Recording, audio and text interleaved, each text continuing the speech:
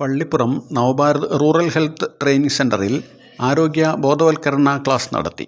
Chalakkal Sree Narayana medical കോളേജിലെ community medicine വിഭാഗത്തിൻ്റെ സഹകരണത്തോടെ നടത്തിയ ക്ലാസ്സിന് doctor Aishwaryalakshmi, doctor Athira, doctor Anuranjana, doctor Nikhila, doctor Adyutha, doctor Athira Rajesh എന്നിവർ നേതൃത്വം നൽകി. കാലാവസ്ഥാ വ്യതിയാനം മൂലം കടുത്ത മഴ പെയ്യുന്നതിലൂടെ വേസ്റ്റ് ഒക്കെ പുഴയിൽ വന്നടിയുകയും അങ്ങനെ ശുചിത്വമില്ലാത്ത വെള്ളവും ഭക്ഷണവും ഒക്കെ ഉപയോഗിക്കുന്നത് കൊണ്ടും ഉണ്ടാവുന്ന രോഗങ്ങളാണ്. അപ്പൊ നമുക്ക് കുറച്ചൊന്ന് ബോധവൽക്കരണവും ഇതിനെപ്പറ്റി കുറച്ച് വിവരങ്ങൾ അറിഞ്ഞിരിക്കുകയും ശുചിത്വം പാലിക്കുകയും ഒക്കെ ചെയ്യുകയാണെങ്കിൽ നമുക്ക് ഈ രോഗങ്ങളെ തടയാനാകും. മഴക്കാല രോഗങ്ങളൊക്കെ ഇന്നിപ്പോൾ കേട്ടിട്ടുണ്ട് അല്ലേ? അപ്പോൾ ഏതൊരു രോഗം വരുന്നതിനെക്കാട്ടിലും എത്രയോ വേഗമാണ് നമ്മളത് തടയാൻ ശ്രദ്ധിക്കുക.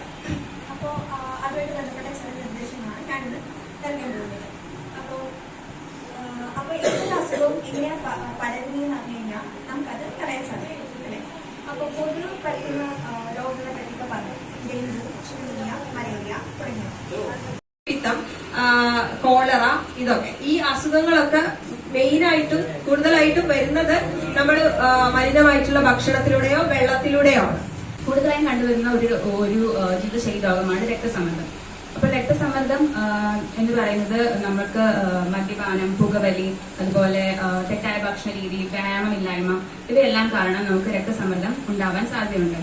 അപ്പോൾ ജീവിതശൈലി രോഗങ്ങൾ ഏതൊക്കെയാണെന്നുള്ളത് നമ്മൾ ഡോക്ടർ പറഞ്ഞു കേട്ടു. അപ്പം അതിൽ പ്രധാനമായിട്ടും നമ്മൾ കേട്ടത് പ്രമേഹം, രക്തസമ്മർദ്ദം, അമിതവണ്ണം, ഹൃദ്രോഗം, ക്യാൻസർ വരെ ഉള്ളത് നമ്മൾ ജീവിതശൈലി രോഗങ്ങളായിട്ട് കേട്ടല്ലേ.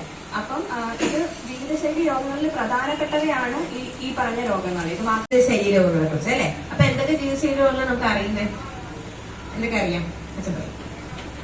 ഏതൊക്കെ ജീവിതശൈലി രോഗങ്ങൾ അറിയാം? ഇപ്പൊ നമ്മൾ എന്തൊക്കെ കേട്ട? ഇപ്പൊ പ്രഷർ കേട്ടു, ഷുഗർ, ക്യാൻസർ, അസിഡിറ്റി, ഇല്ലേ, ഫാറ്റി ലിവർ, അമിതവണ്ണം, ഇങ്ങനെ കുറെ കാര്യങ്ങളുണ്ട്. അപ്പൊ ഞാൻ ഇപ്പൊ ഒരു പറഞ്ഞത് തന്നെ ഞാൻ വീണ്ടും പറയുന്നില്ല. അപ്പൊ ഞാൻ പറയാൻ മെയിനായിട്ട് ഉദ്ദേശിക്കുന്നത് എന്താണെന്ന് വെച്ചാൽ, ഒരു കാലഘട്ടത്തിൽ പണ്ടൊക്കെ നമ്മൾ ഏറ്റവും കൂടുതൽ കേട്ടുകൊണ്ടിരുന്ന അസുഖങ്ങൾ എന്തൊക്കെയായിരുന്നു? TB, അല്ലെങ്കിൽ എന്താ പറയാ, പനി, ചുമ, ആ രീതിയിലുള്ള അസുഖങ്ങളായിരിക്കും അല്ലെ? കൂടുതലും പകർച്ചവ്യാധികളായിരുന്നു.